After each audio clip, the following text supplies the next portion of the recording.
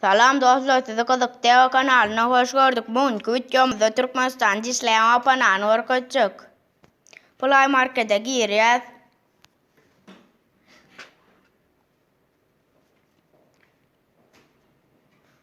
Dostlar sea gol basmany deyip yazıyoruz.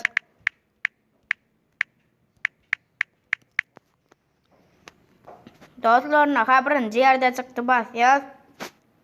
Menüňiz kaçardı edipdim.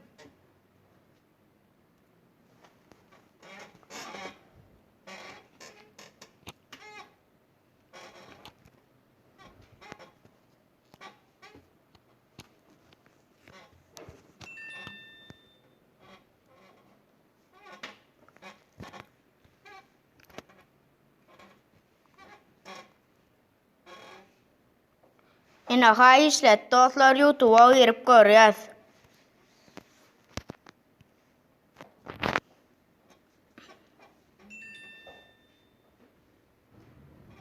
Dostlar naha güllala işledip dur.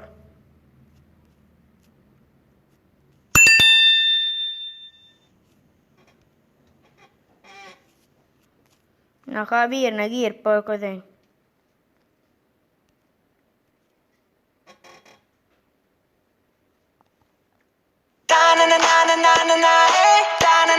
Dostlar güllala işledip dur.